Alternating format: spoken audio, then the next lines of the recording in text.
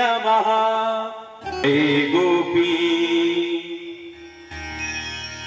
चित चोर प्रभु जय जय माखनी चोर। वंदो श्री सती गुरु चरण को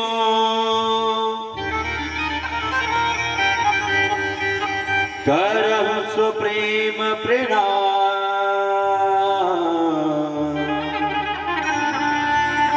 अशुभ हरणे मंगल करणे श्रीदेव चंद्र जी नाम। प्राणीनाथ निज मूल पति श्री महराज सुना। तेज कुंवरी श्यामा युगल को पली पली करहूं प्रणाम।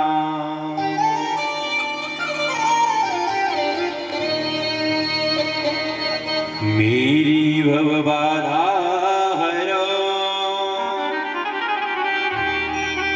राधा नागरी श्याम।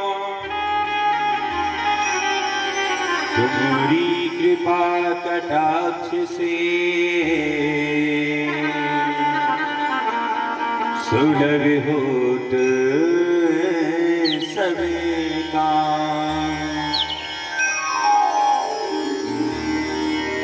बोले सद्गुरु महाराज की, प्राणनाथ प्यारे की, श्री वृंदावन बिहारी लाल की जय। जय जय श्री राधे। आज को हाँ बहुत पता है। सर्वप्रथम वो प्रातः स्मरणीय प्रातः वंदनीय आज ऐसे बना दे रहा फिर परम पूज्य सदगुरु महाराज के श्री चरणों में कोटि कोटि प्रणाम करते हुए प्रातः स्मरणीय प्रातः वंदनीय पूज्य पिताश्री के चरणों में कोटि कोटि प्रणाम करते हुए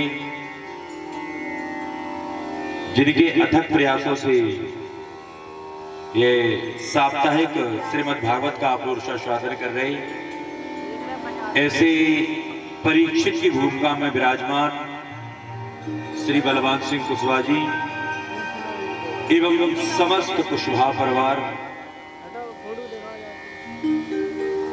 साथ ही साथ मंच पर विराजमान समस्त संगीतक बंधु, आचार्य बंधु, इस ध्वनि प्रसारण यंत्र के माध्यम से जहां तक भी मेरी आवाज पहुंच रही है,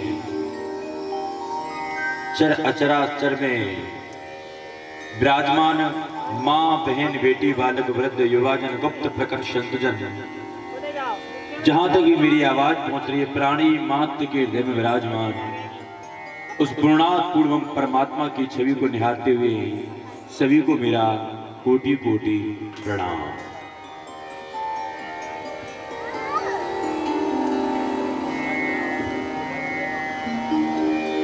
प्यारे भगवत प्रेमियों, प्रभु की बड़ी ही मंगलमय दिव्य कृपा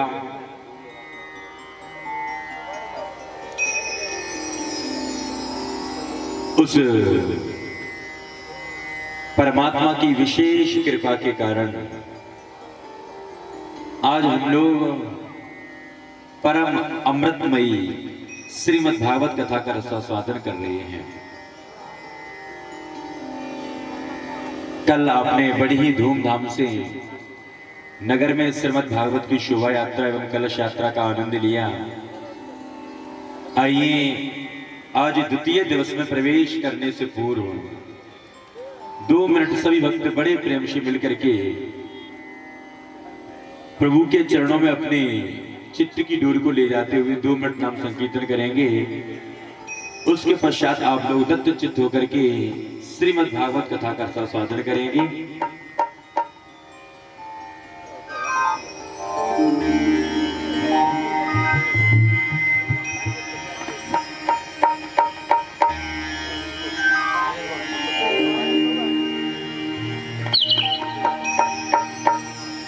तो श्री राधे राधे गोविंद गोविंद राधे गोविंद राधे गोपाली राधे श्री राधे राधे गोविंद गोविंद राधे राधे राधे गोविंद गोविंद राधे राधे राधे गोविंद राधे राधे राधे गोविंद गोविंद राधे राधे गोविंद गोविंद राधे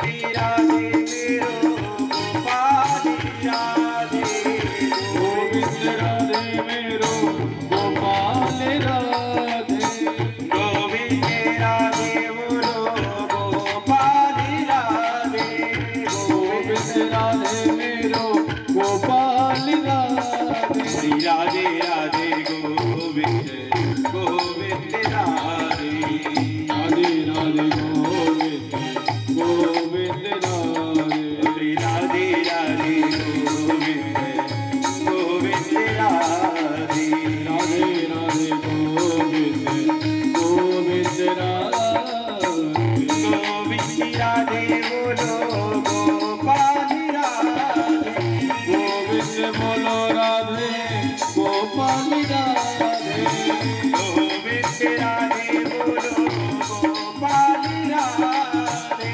गोविंद बोलो राधे गोपाल राधे राधे राधे गोविंद गोविंद राधे राधे राधे गोविंद गोविंद राधे राधे राधे गोविंद गोविंद राधे राधे राधे गोविंद गोपाल राधे जय श्री राधे ताली बजाते हुए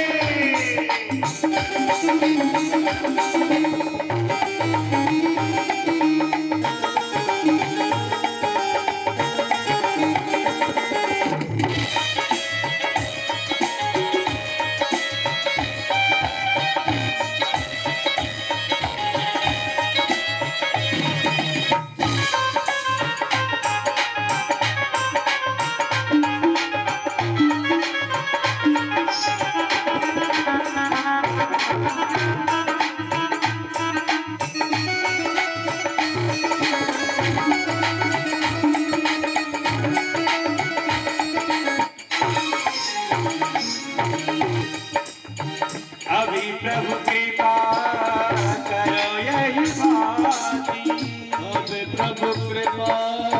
करो यही भांति अभी प्रभु कृपा करो यही भांति अभी प्रभु कृपा करो यही भांति अभी प्रभु कृपा करो यही भांति अभी प्रभु कृपा करो यही भांति अभी प्रभु कृपा करो यही भांति अभी प्रभु कृपा करो यही भांति अभी प्रभु कृपा करो यही भांति सब तज भजन करो दिन रात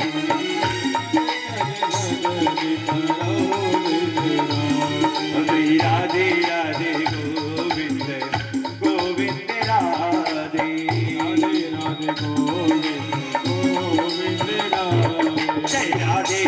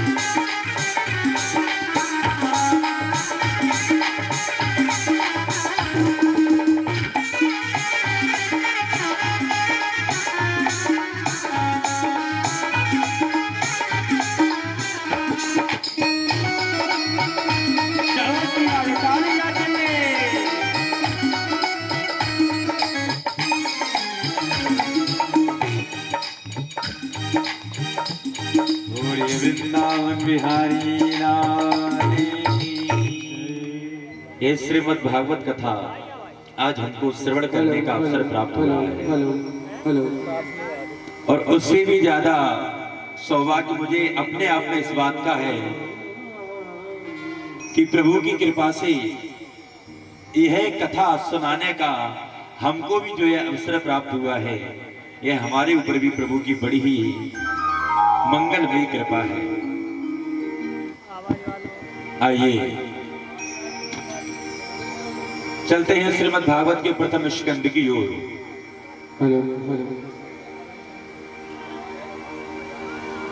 और श्रीमद् भागवत के प्रथम स्कंद में परीक्षित जी महाराज,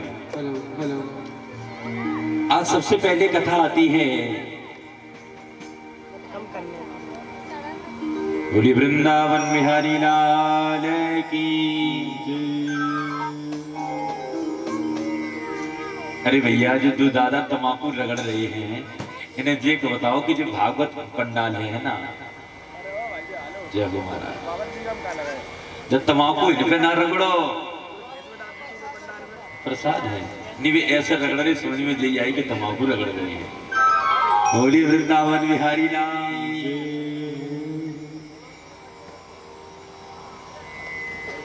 प्रथम स्कंद में सर्वप्रथम कथा आती है महर्षि वेदव्यास के असंतोष की। परीक्षित जी महाराज बड़े ध्यान से श्रवण करना। आज नैमिषारण्य क्षेत्र के अंतर्गत 88,000 शौनक ऋषि विराजमान हैं और आज वह शौनक ऋषि मन में यह सोच रहे हैं कि अब तक मैंने अन्यान पुराणों की कथाओं को श्रवण किया, लेकिन अब तो कलयुग आ चुका है महाराज। क्या आ गया है? कलयुग। अन्यान पुराणों की कथाओं के माध्यम से या जो 4 वेद हैं, 6 शास्त्र हैं, 17 पुराण हैं, रामायण इत्यादि और भी जो सद्धर्म ग्रंथ हैं, शौनकाद ऋषियों को यह ज्ञात है कि इनके द्वारा मोक्ष नहीं है। तो मोक्ष किससे है? आज वह आपस में इस बात की चर्चा कर रहे हैं कि वास्तव में ऐसी कौन सी कथाएं हैं, ऐसे कौन से सद्धर्म ग्रंथ हैं जिनको श्रवण किया जाए जिससे मेरे को मोक्ष की प्राप्ति हो। मन में यह विचार कर रहे, चर्चा कर रहे हैं, लेकिन धन्य प्रभु की कृपा। उसी समय सूत जी महाराज, कौन? सूत जी महाराज, जिन्हें आज की वर्ण व्यवस्था के अनुसार शूद्र कहा जाता है, सूत जी महाराज आते हैं। छोटी सी अवस्था, ज्यादा अवस्था भी नहीं है। सूत जी महाराज को आया देख, जितने भी सोनकाद ऋषि थे ना, सब उठ के खड़े हो गए, उठ के खड़े हो गए और उनका अभिवादन किया। अभिवादन करने के पश्चात उन्हें एक दिव्य आसन पे बैठाया।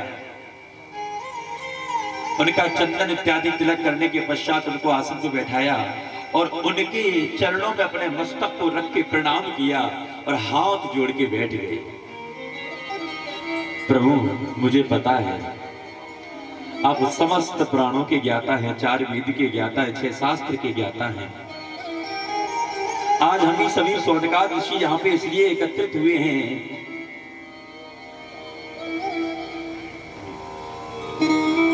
आज हम सभी लोग यहाँ पे इसलिए एकत्रित हुए हैं प्रभु कि मेरे को आप वह तत्व श्रवण कराएं जिससे व्यक्ति को मोक्ष की प्राप्ति हो,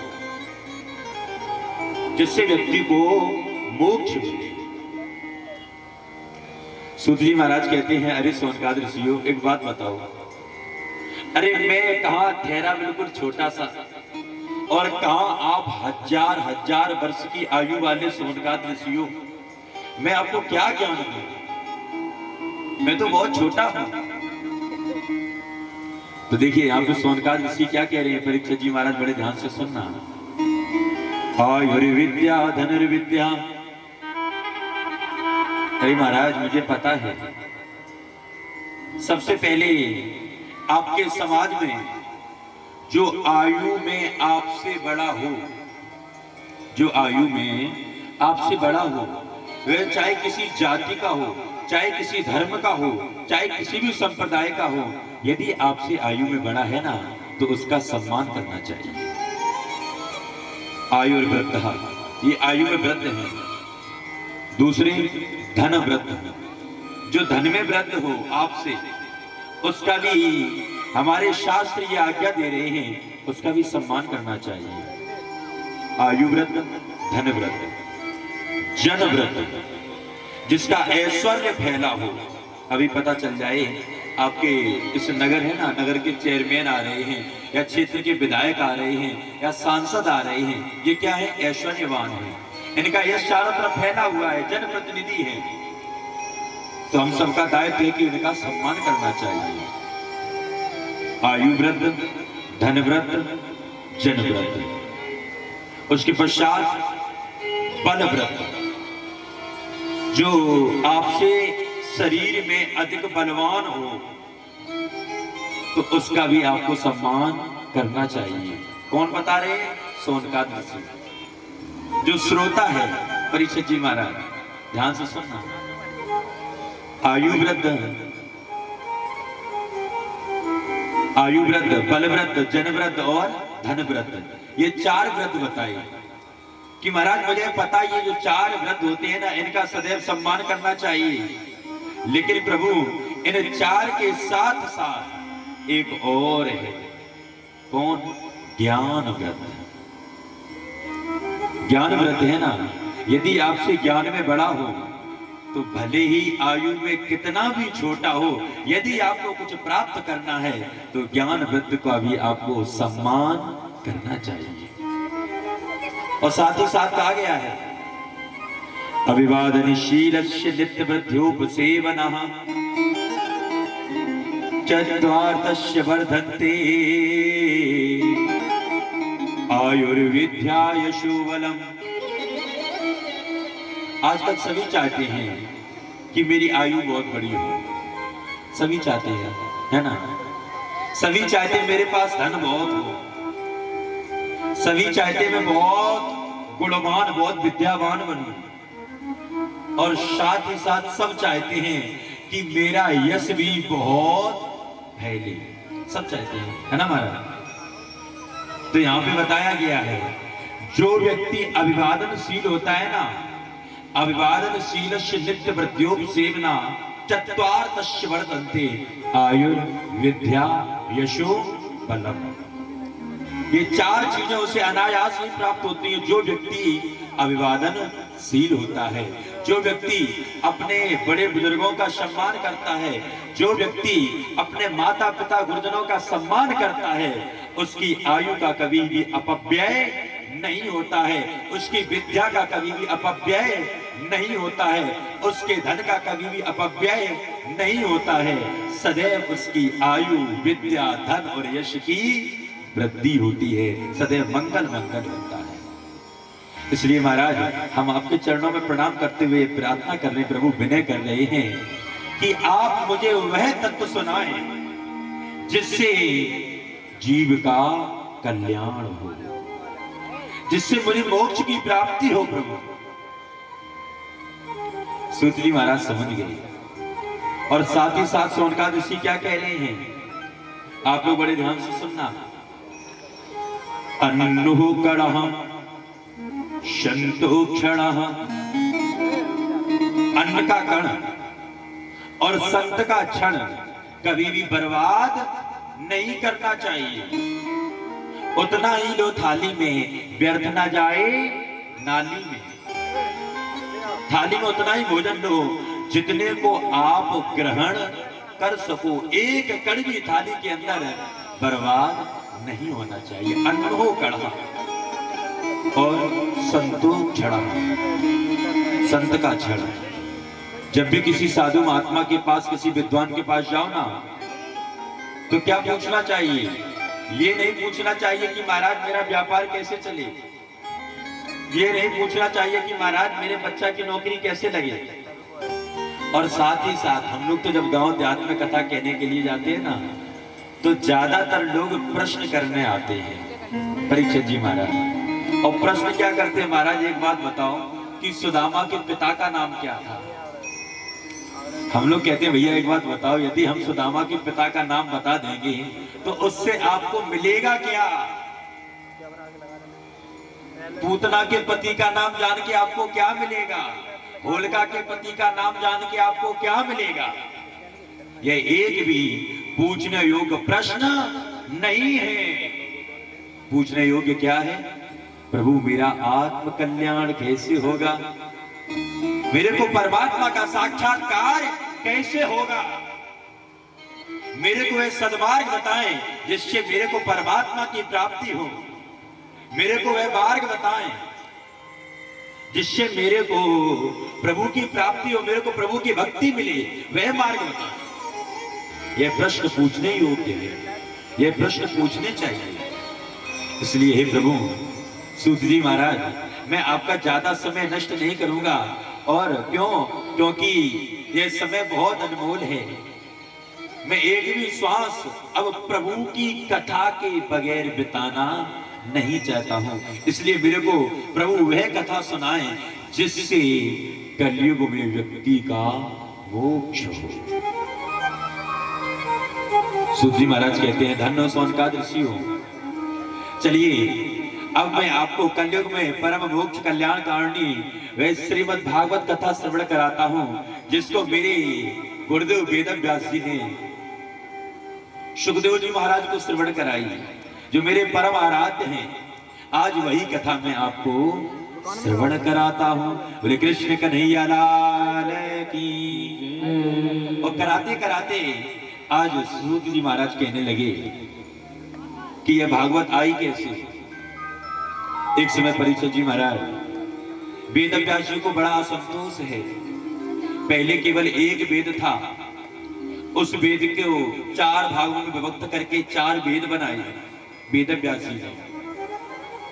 महाभारत जिसके अंदर पहले 8800 श्लोक हुआ करते थे, कालांतर में उसकी संख्या आज 1 लाख के करीब है। इस महाभारत जैसे दिव्य ग्रंथ की रचना की।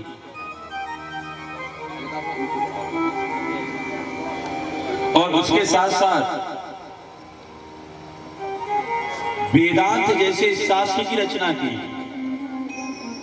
पहले केवल एक वेद था, 4 वेद बनाई, महाभारत की रचना की। उसके साथ साथ वेदांत जैसे शास्त्र की रचना की। लेकिन फिर भी आज मन में असंतोष है, हृदय में पीड़ा है। और पीड़ा किस बात की है महाराज? कि पता नहीं क्या बात है, ऐसा लग रहा है कि मैंने पूरे समाज को उलझा दिया है। हृदय में पीड़ा है, असंतोष है। और यहाँ पे कहा गया है जब कभी भी आपको असंतोष हो, परीक्षित जी महाराज, आपके मन में कोई पीड़ा हो, तो उस समय आपको एक ध्यान करना चाहिए। किसका ध्यान करना चाहिए? बड़े ध्यान से सुनना। श्री गुरु पद नख मणि गण ज्योति, सुमिरत दिव्य दृष्ट ही श्री गुरु पद नख सुमिरत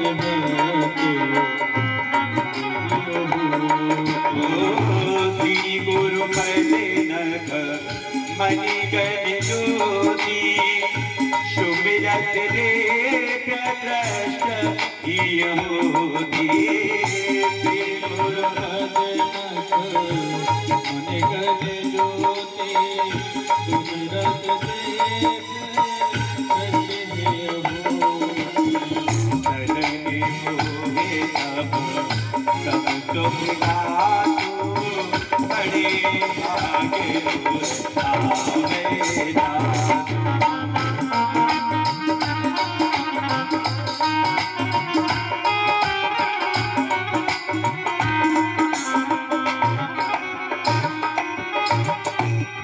ध्यान करना चाहिए। श्री गुरु पद नख मन गण ज्योति। तुलसीदास जी ने रामचरितमानस को लिखने से पूर्व ध्यान किया किसका? गुरुदेव का। क्योंकि गुरुविन भवन तरे न कोई, जो विरंच शंकर सम होई। गुरु के बिना आप इस बहुरूपी निधि से पार होने वाले नहीं हैं। तो आज वेद व्यास जी ने ध्यान किया किसका? अपने गुरुदेव का। वेद व्यास जी के गुरुदेव कौन है परीक्षित जी महाराज? देवर्षि नारद। और जैसे ही अपने गुरुदेव का ध्यान किया, प्रभु की बड़ी ही कृपा देवर्षि नारद के मन में भी आया कि आज मेरा शिष्य मुझे याद कर रहा है, दौड़ पड़े अपने शिष्य से मिलने के लिए। जिस प्रकार कहा गया है, भक्त भगवान को प्राप्त करने के लिए अन्यान उपाय करता है ना, और भगवान को प्राप्त करने के लिए दौड़ पड़ता है, ठीक इसी प्रकार से भगवान भी अपने भक्त को प्राप्त करने के लिए सदैव व्याकुल रहते हैं। आज देवर्षि नारद दौड़ पड़े और कहां गए परीक्षित जी महाराज? वेद व्यास जी के पास। वेद व्यास जी बड़े ही चिंतित थे। गुरुदेव को आया देख थोड़ी चिंता मिटी। क्यों? क्योंकि गुरुदेव के आशीर्वाद से सारे शोक दूर होने वाले हैं। देवर्षि नारद को लिया, एक सुंदर सा आसन डाला, उस पर बैठाया, उनके चरणों में प्रणाम किया। प्रभु, आज मेरे मन में बड़ा असंतोष है, मुझे असंतुष्टि है। आपकी कृपा से, आपके आशीर्वाद से मैंने पहले केवल एक वेद था, उसको 4 वेदों में वर्णित किया। वेदांत जैसे शास्त्र की रचना की प्रभु, और आपकी ही कृपा से मैंने 17 पुराणों की रचना की, महाभारत जैसा दिव्य ग्रंथ लिख दिया, लेकिन फिर भी मन में असंतोष है। देवर्षि नारद कहते, व्यास जी सही बात तो ये है कि आपने इतना लिख दिया, इतना लिख दिया, और पूरे समाज को मानो इसी में उलझा दिया। क्यों? क्योंकि शिव पुराण लिखा तो भगवान शिव की गुणान बात लिख दिए, देवी भागवत महापुराण लिखा तो उसमें देवी की महिमा लिख दी, जौन सा पुराण लिखा उसमें उसी देव देवता की प्रशंसा लिख दी। लेकिन आज तक आपने कोई भी ऐसा तत्व नहीं लिखा जिसमें परमात्मा का आनंद हो, जिसमें परमात्मा के तत्व का वर्णन हो। इसलिए आपको संतुष्टि है, इसलिए संतोष है। प्रभु आप ही बताओ क्या करें, कोई उपाय बताओ। तो उपाय बता रहे हैं क्या? पहले भागवत मात्र 4 श्लोकों में, आज चतुश्लोकी भागवत, जो पहले मात्र 4 श्लोकों में थी, वही चतुश्लोकी भागवत आज वेद व्यास जी को श्रवण करा रहे हैं देवर्षि नारद। सर्वप्रथम यह भागवत गोलोकी नाथ श्री कृष्ण ने भगवान विष्णु को श्रवण कराई। भगवान विष्णु ने ब्रह्मा जी को श्रवण कराई। ब्रह्मा जी ने अपने मानसी पुत्र सनक, सनंदन, सनातन, सनत कुमार को श्रवण कराई। उन्हीं चारों मानसी पुत्रों ने यह भागवत देवर्षि नारद को श्रवण कराई, और आज यही भागवत देवर्षि नारद वेद व्यास जी को श्रवण करा रहे हैं। और कह रहे हैं क्या? अहमेवास्मेवाग्रे नान्यद यद सद सत परम पश्चादेव यते तच योग से सोऽसहम् हृदयतम यत् प्रतीयेतेना प्रतीयेते चात्मनि तद्विद्यादात्मनो मायां यथा भासो यथा तमः यथा महान्ति भूतानि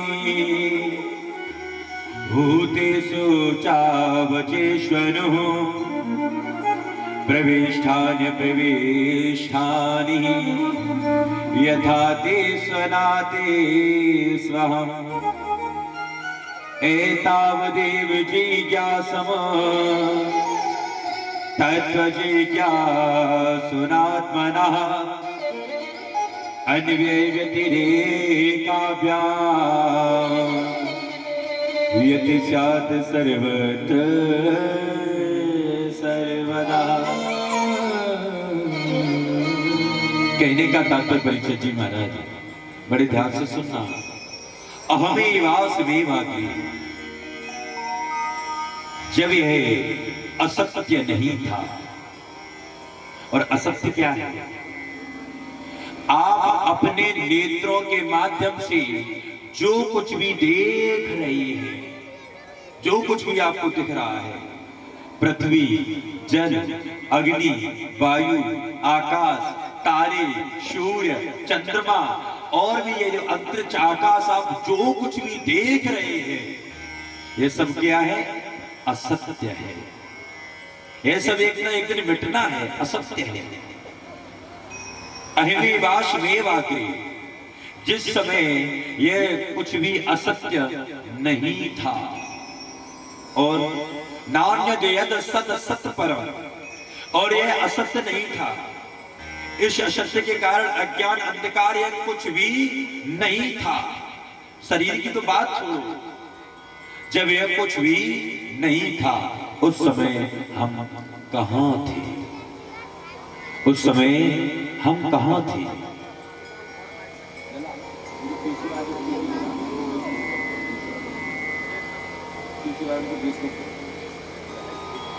जिस समय ये अज्ञान अंधकार, ये असत्य कुछ भी नहीं था, उस समय हम कहां थे? और महाराज चलिए, ये तो सब बात नव मंडल आकाश सबकी हो गई। अब बात आ जाओ अपने शरीर पर। जिस समय मेरा ये शरीर नहीं था, उस समय में कहां था? काफी वक्त ऐसा कहते हैं शरीर के अंदर आत्मा विद्यमान है, लेकिन भगवान गीता के अंदर साफ साफ कह रहे हैं शरीर के अंदर आत्मा नहीं है। शरीर के अंदर क्या है? जीवात्मा। जिस समय ये शरीर नहीं था, इसके अंदर जो जीवात्मा है, जो इस जीवात्मा ने शरीर धारण किया है, जब ये शरीर नहीं था, उस समय मेरी जीवात्मा कहां थी? और महाराज अभी मैं आपसे पूछने लग जाऊं कि आप कौन हो? आप कहने लग जाएंगे महाराज मैं बलवान सिंह हूं, मेरा नाम बलवान सिंह है। ये तो आपके शरीर का नाम है, लेकिन जिसने ये शरीर धारण किया है वह कौन है? और जिस समय ये शरीर नहीं था, उस समय जो आपके अंदर शरीर के अंदर विद्यमान है, वह जीवात्मा कहां था? और जब ये शरीर नहीं रहेगा, तब ये जीवात्मा कहां जाएगी? जिसने इस बात को समझ लिया, समझो उसी ने मोक्ष की प्राप्ति कर ली। बोले सद्गुरु महाराज की, उसी ने मोक्ष की प्राप्ति कर ली। और देखिए, इसको समझने के लिए भागवत का जो चौथा श्लोक है, चतुश्लोकी भागवत का जो चौथा श्लोक है, उसको बड़े ध्यान में रखना होगा परीक्षित जी महाराज। क्या? एतावदेव जिज्ञासम् तत्त्वजिज्ञासुनात्मनः अन्वयव्यतिरेकाभ्याम् यदि स्यात् सर्वत्र सर्वदा। आप यहाँ पे कथा श्रवण कर रहे हैं। श्रीमद् भागवत की जो प्रथम 3 दिवस की कथा है ना, उस 3 दिवस की कथा में सुखदेव जी महाराज ने राजन परीक्षित को कथा सुनने का पात्र बनाया।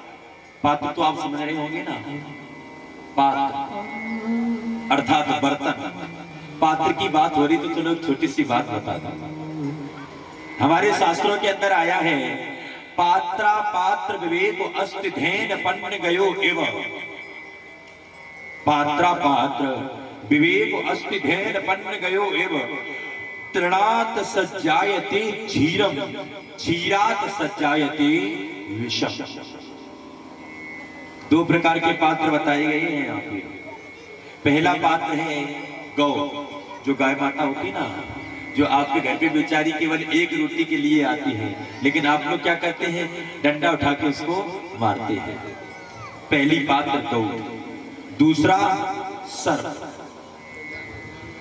गौ और सर्प, दो प्रकार के पात्र यहाँ पे बताए गए हैं, बड़े ध्यान से सुनना। पहली बात है गौ, इसको आप लोग क्या खिलाते हैं परीक्षित जी महाराज? गौ का भोजन क्या है, आहार क्या है? भूसा खाती है ना। अभी अभी गेहूं की कटाई चल रही है, इससे जो भूसा निकलता है वही तो खाती है ना। और चलो उस भूसा की तो बात छोड़ो, आप गाय को वह खिलाते हैं जो आप स्वयं नहीं खा सकते। खा सकते हैं ना? नहीं खा सकते। भूसा खाएंगे? नहीं खाएंगे। सड़ा गला जो बिल्कुल सड़ गल जाता है ना आपके रसोई में, उसको आप गाय को डाल देते हो, लेकिन गाय बेचारी उसको पान कर जाती है। और धन्य है गौ, करती क्या है, आप उसको कितना भी सड़ा गला खिलाओ, कितना भी कूड़ा करकट खिलाओ, कितना भी कूड़ा करकट खिलाओ, बदले में वह आपको क्या देती है? अमृतमयी दुग्ध। ऐसा दुग्ध देती है जो मानो अमृत के समान है, देती है ना। कितना भी कूड़ा करकट खाए, बेचारी हमको दूध ही देती है। और दूसरा पात्र है सर्प। सर्प को आप कितना भी दुग्ध पिलाओ महाराज, कितना भी दुग्ध पिलाओ, कितना भी दुग्ध पिलाओ, वह जब भी देगा आपको विष ही देगा, विष के सिवा कुछ और नहीं दे सकता। इसलिए पात्र बनना है किसके प्रकार महाराज? कैसा बनना है? गाय के समान कि सर्प के समान? गौ के समान। तो प्रथम 3 दिवस की कथा के अंतर्गत सुखदेव जी महाराज ने पात्र बनाया और कह रहे हैं क्या, पात्र कैसे बनोगे? आप भी ध्यान रखना, कथा सुनने के पात्र कैसे बनोगे? एताव देव जिज्ञासम तत्व जिज्ञासुनात्मना। आज से आप जिसको भी देखो तत्व की दृष्टि से, वृक्ष, वनस्पति, लता, पुष्प, पृथ्वी के कण कण में, और इसकी तो बात छोड़ो, मनुष्यों में चांडाल से लेकर ब्राह्मण तक, पशुओं में कुकर सूकर से लेकर हाथी तक, जिसको भी देखो सबके अंदर केवल और केवल परमात्मा है। परमात्मा के सिवा कोई और नहीं है। यह भाव जब रखोगे तब सुनने के सही पात्र बन सकते हो। तब कहीं आपको भगवान की भक्ति प्राप्त हो सकती है, तब कहीं आपको वह मोक्ष का द्वार प्राप्त हो सकता है, जिसके द्वारा ये 84 लाख योनियों में जो बार बार भटक रहे हो ना, इससे यदि निकलना चाहते हो तो सबसे पहले अपनी दृष्टि को पवित्र करो। और दृष्टि कैसे करो? अरे जिधर भी देखो केवल और केवल श्याम है, केवल और केवल राधा रानी है, इसके सिवा कोई और नहीं है। और महाराज यह ज्ञान कहां से प्राप्त होता है? तो यहाँ पे भी बताया गया क्या, बिन सत संग विवेक ना होई, बिन प्रभु कृपा सुलभ नहीं सोई। बिन सत संग विवेक ना होई, बिन सत्संग विवेक न होई, बिन प्रभु कृपा सुलभ नहीं सोई।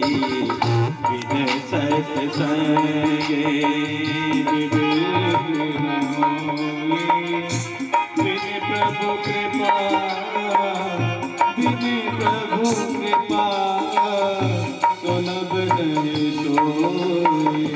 बिन सत्संग विवेक न होई, बिन प्रभु कृपा सुलभ नहीं सोई। बिन सत्संग, बिन सत्संग विवेक न होई बिन सत्संगी, विवेक न होई बिन प्रभु कृपा, बिन प्रभु कृपा सुलभ नहीं लोए। बिन सत्संगी विवेक न होई बिन प्रभु कृपा, बिन प्रभु कृपा सुलभ नहीं सोई।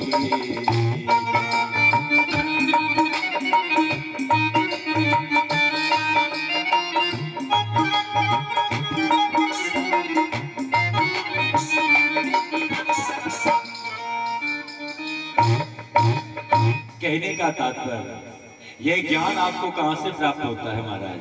जब ऐसे सत्संग, ऐसी कथाएं, ऐसे आयोजन होते हैं, वहां से व्यक्ति के अंदर ज्ञान की जागृति होती है। आज मेरे प्यारे भगवत प्रेमियों, वेद व्यास जी के हृदय में आनंद ही आनंद है। और महाराज आप लोग तो कृषक हैं, किसान हैं, ठीक है ना? आपको तो पता है क्या कि बीज बिल्कुल छोटा सा होता है, बीज बिल्कुल छोटा सा होता है ना। कोई फसल ले लो, अरे फसल की बात छोड़ो, मटका वृक्ष तो देखा होगा ना आपने, पीपल का वृक्ष बिल्कुल छोटा सा होता है, राई के दाने से भी छोटा, राई के हैं सरसों को, बिल्कुल छोटा सा बीज। लेकिन जब उसको उचित भूमि मिलती है ना, उसको समय पर जल मिलता है ना, तो क्या होता है? एक वट वृक्ष बन के तैयार हो जाता है। ठीक इसी प्रकार से यह चत श्लोकी भागवत देवर्षि नारद के द्वारा वेद व्यास जी के हृदय में जैसे ही पहुंची ना, एक भागवत रूप वृक्ष बन के तैयार हो गया। 18,000 श्लोकों में यह भागवत परिवर्तित हो गई। आज स्वयं गणेश जी महाराज लिख रहे हैं। कौन लिख रहे हैं? गणेश जी महाराज लिख रहे हैं। और बोल कौन रहा है? व्यास जी महाराज। स्थान कौन सा?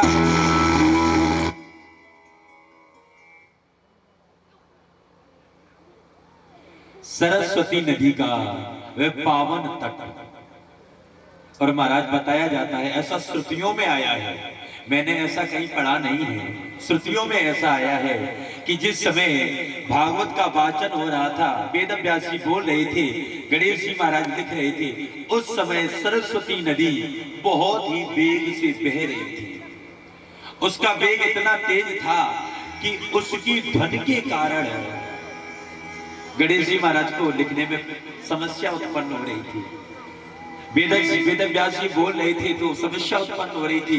तो ऐसा कहा जाता है कि उन्होंने श्राप दे दिया, तब से सरस्वती नदी अदृश्य हो गई, ऐसा कहा जाता है। लेकिन महाराज सही बात तो ये है, ये जो भागवत है ना, 4 वेद निगम कल्प तरूर गलतम भलम सुख मुखाद मृद द्रव श्वेतम पिबत भागवतम रसमालयम मुहुरहो रस का भुवि भाव का।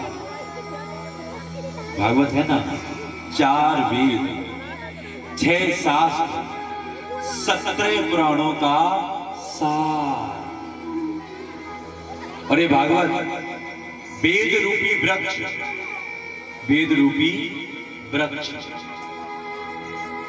जिसमें इसकी जो टहनियां हैं वे उपनिषदें, पत्तियां इत्यादि, पुराण इत्यादि और सब ये पत्तियां हैं। और उस वृक्ष में जो पका हुआ फल लगा हुआ है, निगम कल्प तरोर गलतम फलम, पका हुआ जो फल लगा है ना, वह क्या है? यह भागवत, पका हुआ फल।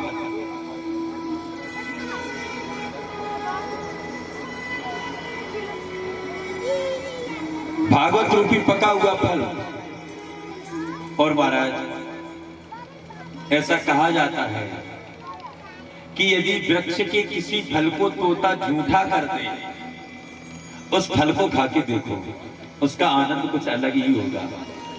अभी आम का सीजन आ रहा है ना, तो आम के वृक्ष पे आप जाना, कोई तोते का झूठा किया हुआ फल यदि आपको मिल जाए तो गारंटी समझ लेना यह फल बहुत मीठा होगा, गारंटी है। क्यों?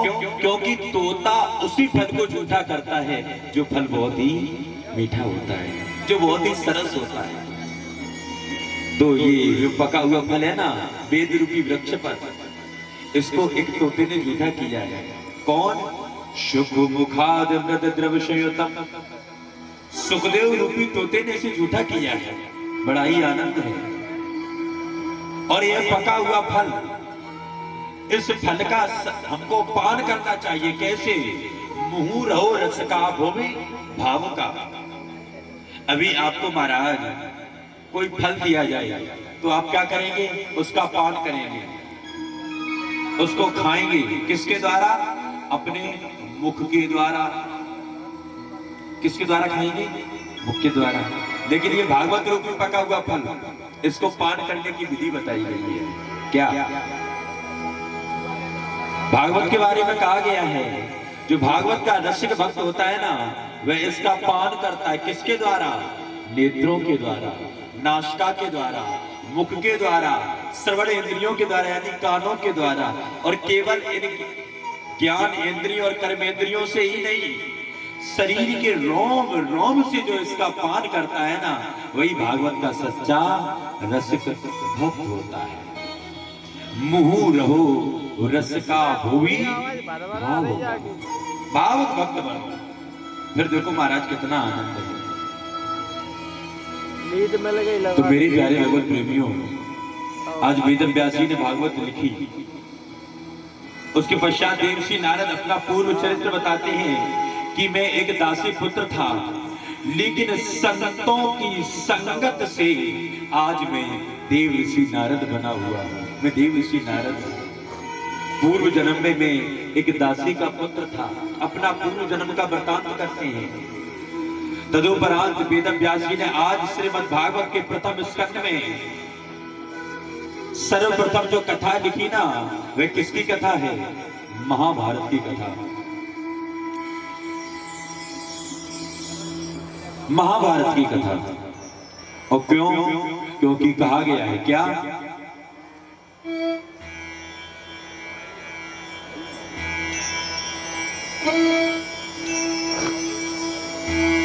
जहां सुमितेता संपत्ति नाना, जहां कुमितेता विपत्ति निदाना।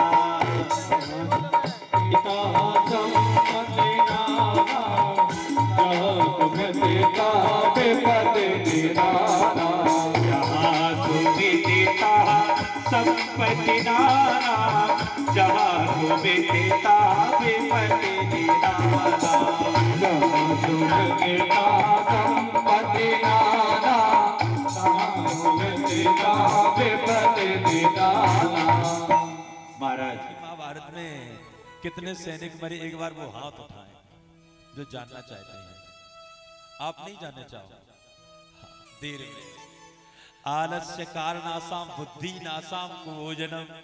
अगर आलस करोगे ना तो थोड़ी देर बाद निद्रा देवी आ जाएंगी, पर के सो जाओगी। इसलिए आलस त्याग के दोनों हाथ रख बोलो राधे राधे।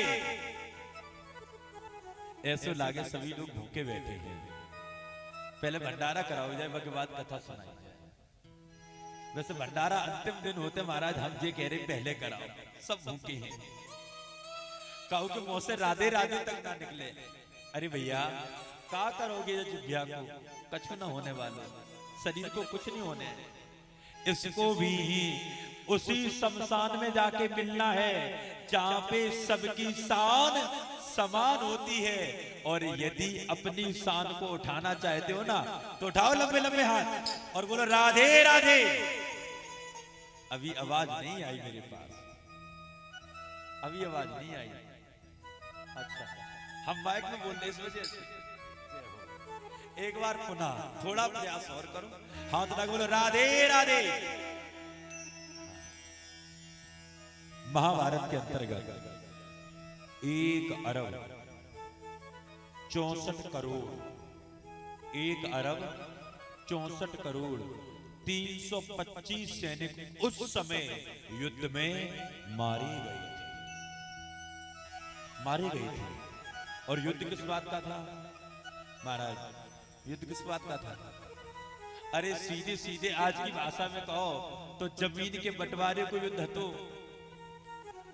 उन्हें की हमारे हिस्सा में इंद्रप्रस्थ दे दो, उन्हें की नाय देंगे। दुर्योधन कह रहा है बगैर युद्ध के मैं सुई के नोक के बराबर भी भूमि नहीं दूंगा। युद्ध किसका है? जमीन का। और भारत के अंदर करीब 3.5 करोड़ केस हमारे न्यायालयों में पेंडिंग पड़े हुए हैं। कोई भी केस उठा के देख लो महाराज, झगड़ा 3 बात पे निकले हुए। कितने पे? 3। कौन कौन सी? जड़, या तो परिवार की पैतृक संपत्ति पे विवाद होगा, बाको 2000 ज्यादा दे दे हमें कम दे, पैतृक संपत्ति, इस पे विवाद होगा। जड़, जमीन पे विवाद होगा।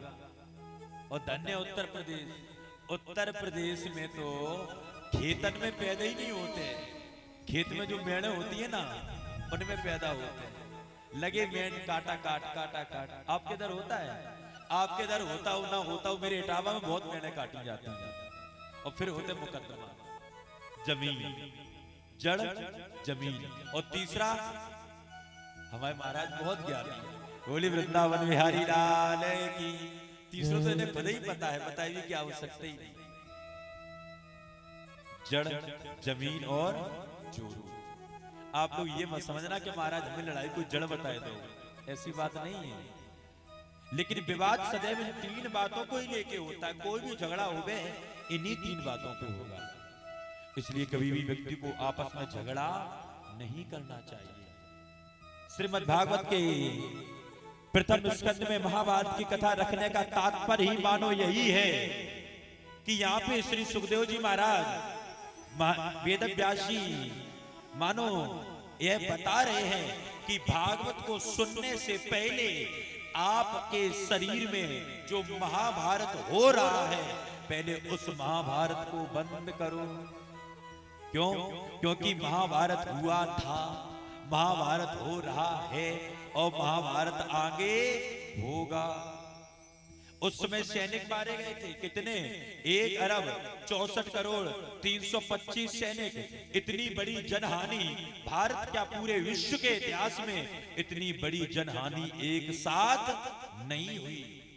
यानी आज भारत की जितनी आबादी है, आज भारत की आबादी है 1,35 करोड़ के लगभग, लेकिन आज की आबादी से भी 30 करोड़ अधिक सैनिक उस समय युद्ध में मारी गई थी। और महाराज जब कोई झगड़ा हुए ना तो कष्ट केवल एक व्यक्ति को नहीं होता है, कष्ट सदैव दोनों पक्षों को होता है। कष्ट केवल कौरवों को ही नहीं हुआ, कष्ट पांडवों को भी हुआ। वीर अभिमन्यु जब मारा गया ना तो पांडवों को क्या हुआ? तो इसलिए कभी भी झगड़ा नहीं करना चाहिए। पितामह भीष्म की भी जंगा टूट पड़ी है। आज 18 दिन हो गए हैं, दुर्योधन की जंगा टूटी पड़ी है। पितामह भीष्म सरसैया पे पड़े हुए हैं और शरीर के अंदर बताया गया है 72,000 नाड़ियां, प्रत्येक नाड़ी में मानो एक एक बाण लगा हुआ है। प्रत्येक नाड़ी 72,000 बाणों से यह शरीर छिन्न भिन्न हुआ। आज पितामह भीष्म भूमि पर लेटे हुए हैं। उधर दुर्योधन के मन में यह लग रहा है कि मेरे सारे भाई मारे गए लेकिन पांडव आज तक जीवित हैं। कथा तो बहुत बड़ी है। अश्वत्थामा जाता है, 5 पांडवों के 5 पुत्रों का सर काट के दुर्योधन के सम्मुख लाता है। तो पहले तो दुर्योधन को यह प्रसन्नता होती है कि ये 5 पांडवों के मस्तक उनकी मृत्यु हो गई, लेकिन जब उसे पता चलता है ये 5 पांडव नहीं उनके पुत्र हैं तो दुर्योधन को भी कष्ट होता है और उसी कष्ट में वह अपने शरीर को त्याग देता है। प्रातः जब होता है ना तो आज द्रौपदी ने अपने 5 पुत्रों को देखा मृत पड़े हुए हैं, हाहाकार कर रही है, मूर्छित हो गई। अर्जुन ने प्रतिज्ञा की कि जिसने भी मेरे पांचों बालकों का वध किया है उस आतताई को मैं आज शाम को सूर्यास्त से पहले मृत्यु दंड दूंगा। देवी तुम्हारे सम्मुख होगा। अर्जुन दौड़ पड़े, वासुदेव को लेकर अश्वत्थामा को पकड़ के लाते हैं। द्रौपदी ने देखा ये तो मेरे गुरुपुत्र हैं, छोड़ दो। अरे प्रभु, अरे स्वामी, जिनके कारण आप विश्व के सर्वश्रेष्ठ धनुर्धर बने हो, मैं उनके पुत्र को कष्ट नहीं दे सकती। अरे द्रौपदी, इसी ने तेरे पांचों बालकों का वध किया है। नहीं, आप उसको छोड़ दो, ये आपके गुरुपुत्र हैं। मैं अपनी गुरुमाता के कष्ट का कारण नहीं बनना चाहती हूँ। मुझे तो पता है कि आज मेरे पांचों पुत्र नहीं रहे तो मुझे क्या कष्ट हो रहा है, ये मैं जानती हूँ, लेकिन यही कष्ट मैं अपनी गुरुमाता को देना नहीं चाहती हूँ, इसलिए इनको छोड़ दो। लेकिन यहाँ पे कृष्ण क्या कह रहे हैं? अर्जुन, एक बात ध्यान रखना, ये आतताई है, इसने सोए हुए पांचों बालकों का वध किया है। आतताई को छोड़ना पाप है और गुरु पुत्र का वध करना भी पाप है। उसी समय अर्जुन अपनी कटार लेकर के अश्वत्थामा का चोटी सहित मुंडन करते हैं। चोटी भी काट ली, मुंडन हो गया। तो यहाँ पे बताया गया है ब्राह्मण का चोटी सहित मुंडन करा लेना ही उसके लिए मृत्यु के समान है। यदि कोई कहता है कि मैं ब्राह्मण हूं और उसके चोटी नहीं है, समझ लो इसने तो अपनी मृत्यु कर ली, ब्राह्मण है ही नहीं, नाम का बन रहा है। सिखा के बगैर ब्राह्मण नहीं है, ऐसा हमारे शास्त्रों के अंदर कहा गया है। उसके मस्तक में कौस्तुभ मणि थी, उस मणि को निकाल करके गोविंद के चरणों में रख देते हैं। इधर अश्वत्थामा पश्चाताप की अग्नि में जल रहा है। किसकी अग्नि जल रहा है महाराज? पश्चाताप। अब उसको क्रोध आ रहा है और क्रोध में वह सोच रहा है कि मैं इनसे बदला लूं। विरोधाभास की अग्नि उसकी हृदय में प्रकट हो गई और जैसे ही विरोधाभास की अग्नि प्रकट हुई ना, उसने ब्रह्मास्त्र का संधान कर दिया। यहाँ पे श्री सुखदेव जी महाराज कह रहे हैं कि हे राजन परीक्षित, धन्य हो आप। अरे राजन परीक्षित, धन्य हो आप। क्यों? क्योंकि जिन प्रभु के दर्शन के लिए ऋषि मुनि हजार हजार वर्ष तक तपस्या करते हैं, उन्हीं प्रभु के दर्शन आपने अपनी मां उत्तरा के गर्भ में किए। कब? जिस समय अश्वत्थामा ने ब्रह्मास्त्र का संगान किया और लक्ष्य बनाया था आपको, किनको? परीक्षित जी महाराज को। उस समय परीक्षित उत्तरा के गर्भ में पल रहे थे। उत्तरा अभिमन्यु की पत्नी। उस समय हे राजन परीक्षित, तुम अपनी मां के गर्भ में थे। यद्यपि कहा जाता है जिस समय यह जीव मां के गर्भ में होता है ना, उसको अपार कष्ट होता है। ब्रह्मास्त्र जब आया ना, तो ब्रह्मास्त्र की अग्नि से उस समय तुम्हारा शरीर जल रहा था, जल रहा था। हे राजन परीक्षित, उस समय आप बहुत ही व्याकुल थे। उस समय तुम्हारी परदादी यानी माता कुंती दौड़कर जाती है गोविंद के पास, भगवान के पास। प्रभु, मैं और कितना दुख देखूंगी? अरे महाभारत तो हो चुका है, लेकिन अब भी हो रहा है। मैं और कितनी हानि देखूंगी? आज मेरे वंश में कोई नहीं बचा है। कौरव तो सारे मारे ही गए। पांडवों के पांचों पुत्र सबसे पहले वीर अभिमन्यु मारे गए। उसके पश्चात पांचों पुत्र वह भी वीर गति को प्राप्त हो गए। आज उत्तरा के गर्भ में एक शिशु पल रहा है। मेरे को ये लग रहा है कि उसकी भी मृत्यु होने वाली है। श्याम सुंदर ने उस समय एक भी क्षण का विलंब नहीं किया। हे राजन परीक्षित, धन्य हो, धन्य हो। यहाँ पे सुखदेव जी महाराज राजन परीक्षित को बार बार कह रहे कि आप धन्य हो कि आपने अपनी माँ के गर्भ में भगवान के दर्शन किए। उस समय सुदर्शन चक्र लेकर के स्वयं भगवान आपकी माँ के गर्भ के अंदर जाके तुम्हारी रक्षा की। और कहीं कहीं तो ऐसा वर्णन मिलता है राजन परीक्षित, उस समय तुम्हारा जब जन्म हुआ तो मृत अवस्था में जन्म हुआ। कैसी अवस्था में? मृत अवस्था, मरे हुए जन्म हुए थे परीक्षित। लेकिन जब गोविंद ने अपने हाथों में लिया और कहा, अरे परीक्षित, तुम तो समस्त संसार का कल्याण कराने वाले हो, अभी मृत्यु को प्राप्त नहीं होगे। उसी समय आपने अपने दोनों नेत्र खोले, और जब आपने अपने नेत्र खोले, सर्वप्रथम आपके सम्मुख भगवान खड़े हुए थे। इसलिए हे परीक्षित, धन्य हो, धन्य हो, धन्य हो। आज राजन परीक्षित भी श्रवण कर रहे हैं, आनंद ले रहे हैं। और महाभारत की कथा से मानो यहाँ पे बताया गया है कि व्यक्ति को कभी भी झगड़ा नहीं करना चाहिए। मेरे प्यारे भगवत प्रेमियों, उसके पश्चात श्रीमद् भागवत के अंदर, इसी महाभारत के अंदर कथा आती है पितामह भीष्म की, जो आज सरसैया पर विराजमान है। अभी मैंने आपको बताया शरीर के अंदर कितने बाण हैं? 72,000। प्रत्येक नाड़ी को मानो बाण ने भेद दिया हो। आज पड़े हुए हैं और प्रतीक्षा कर रहे हैं। करनी चाहिए। प्रतीक्षा किसकी कर रहे हैं? इतना तो करना स्वामी, जब प्राण तन से निकले, गोविंद नाम लेके तब प्राण तन से निकले। श्री गंगा जी का तट हो, यमुना का बंसी बट हो, और कोई मेरे साथ हो या ना हो, संसार के लोग मेरे साथ हो या ना हो, मेरा सांवरा निकट हो, तब प्राण तन से निकले। आज प्रतीक्षा कर रहे हैं किसकी? कि जिस समय गोविंद होंगे उस समय अपने शरीर को त्यागेंगे। शरीर में मानो रक्त की तो बात छोड़ो, शरीर के अंदर जल की भी एक भी बूंद शेष नहीं रही। और प्रतीक्षा कर रहे हैं, गोविंद के नाम का जाप कर रहे हैं। कृष्ण कृष्ण कृष्ण कृष्ण। आज युधिष्ठिर कह रहे हैं, मैं इस रक्त रंजित सिंहासन पर नहीं बैठूंगा।